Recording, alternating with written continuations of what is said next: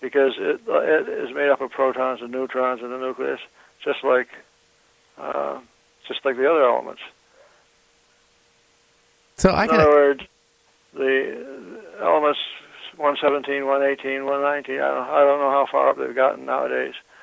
These elements are very short-lived. They're very unstable. They disappear by ejecting particles or splitting in half or whatever. And there's no reason to expect that they warp gravity in any way that you could imagine. I got to ask you a question, and that you don't have to answer. Do you believe Bob Lazar about, working at Area 51 and, back engineering propulsion systems for off of UFOs?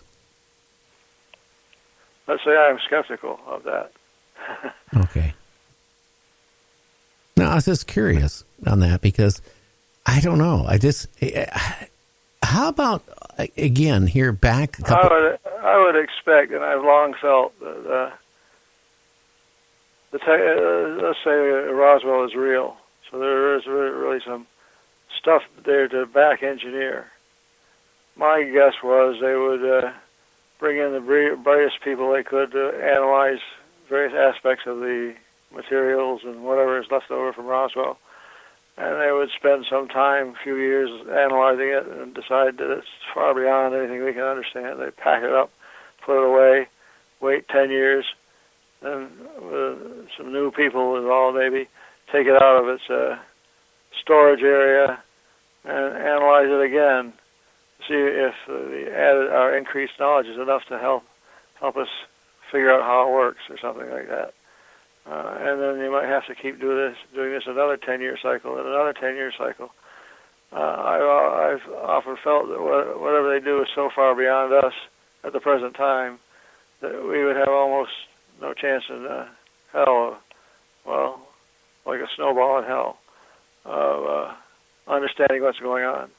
It's sort of like saying, take a wristwatch back and show it to Isaac Newton, tell Isaac, because of your research in the 1600s, we developed mathematics and we developed science and we developed all sorts of stuff, which is a lot of it based on your work, sir. And here is a watch made 500 years after you died. We will give it to you and see if you can figure out how it works.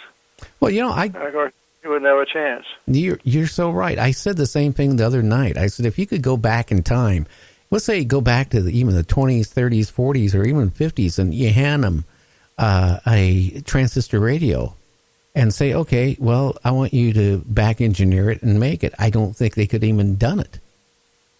Right. And when you get to computer stuff, you have two things to worry about, hardware and software. So you might be able to come up with a complete wiring diagram for a cell phone. But without the software that goes into it to drive it, you can't use it. And the software, a lot of it goes away when it loses power. So when you take it apart and find all the wiring and so on, you don't know what the levels of voltages have to be on various parts to make it work. And you don't even know what it's supposed to do. If you took a typical cell phone back 50 years, well, they could probably they'd understand what it is after all. There was a guy in the Dick Tracy comics who invented the wrist radio, you may remember. Oh, yeah. But the problem is, you sit there and give them an integrated circuit, for example, I don't think they would even have the technology to even to create it, let alone, back engineer it.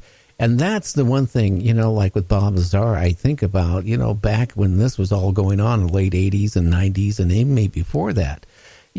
Back engineering these UFOs, the propulsion systems, I don't even think we could understand how it even functioned. Right. Some people claim, well, Lazar himself claimed that with this pounds of element 115 available, you could warp space, whatever that means. time changes at one place in space are different from time changes in another location of space if these two locations are moving with respect to one another. Interesting. But that doesn't mean that you can transmit materials. You know, like the pneumatic air pipe things. You put a node inside a cylinder, stick it into a pipe that's got a vacuum system in it, and it sucks it up and transmits it over to some other place in the same building maybe. This is a way of transferring paper notes from one side of the building to the other. I don't know. Okay. So I got to ask you a couple more questions here because we're off at the 8:00 tonight. Again, what's your feeling? You've been doing this for a long, long time.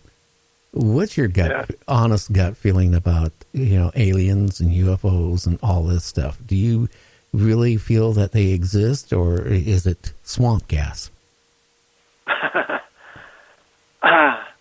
Well, there's clearly something out there that's able to do things that we can't do. I'm impressed by stories like the New Zealand case of December 1978, where the radar guy is watching the radar and he's seeing these dot images appear. Now, this radar sweeps out a circular area. You're looking at a round screen with a radial line. It starts at the center, and then the line goes outwards to the outer edge. This radial line goes around and around once every 12 seconds. It scans the whole area out to 100 miles or whatever. And if there's nothing there, the line is barely visible or not visible at all. If there's something there, each time the line represents the radar beam going out and bouncing off of something and coming back. If there's nothing to bounce off, it doesn't come back, and the line isn't created or is very dim. But whenever it gets a reflection from something, it makes a bright spot where this reflection is occurring in terms of radius, distance outwards, and angle around as this line rotates around. So when you have a ordinary airplane or something like that traveling at a couple of miles per minute, and the line sweeps around, detects this target, creates a bright spot on the radar screen, and then the bright spot starts to fade while the line is going around, but the bright spot hasn't faded completely by the time the line gets around after 12 seconds. And as soon as the line sweeps around the second time, it bumps up the brightness of this dot. It's obvious that the center point of the dot, the center point of the bright spot, has moved a little bit, and then this radial line of light on the screen goes around again, and the third time comes along and it detects this object again, but at a slightly different position. So as time goes on, you get a series of dots, images, on the screen, which indicate where this, let's say, airplane is traveling.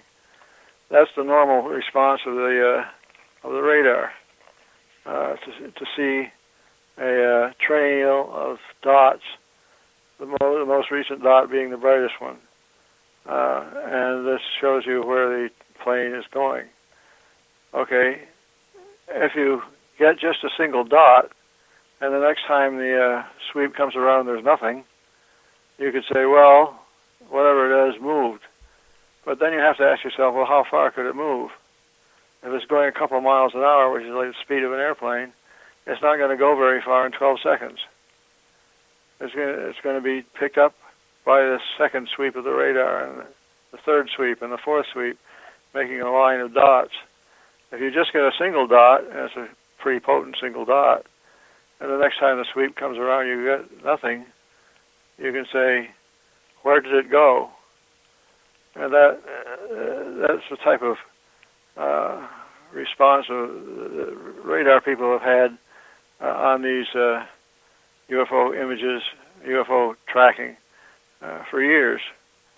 And the explanation could be that the object is stationary at some time, and a sweep goes by and creates a dot, and then the object goes so fast during the next 12 seconds that its radar image gets off the screen, and you're left with the original dot fading out, but the next second dot you expect isn't there.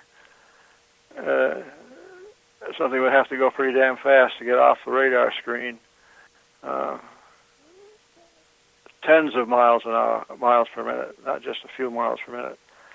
Now, when I hear things like that, I know there's something really going on. And sometimes you get really bizarre stuff, like I did a case in Florida near Gulf Breeze, oddly, but it didn't involve Ed Walters. It involved a magnetic field. And this guy his wife is driving home in the evening, and she sees something rise up from behind her house. And she gets a pretty good look at it, a classic flying saucer that rises up, goes to some level, and then takes off in a certain direction. When her husband comes home an hour or so later, she tells him about this sighting she had. And now it just so happens this guy owns oil wells, and he has a magnetometer device which is used for detecting steel wellheads. When they drill a well, in order to keep it from caving in on itself, they drive a steel pipe down into the well, and that holds the well.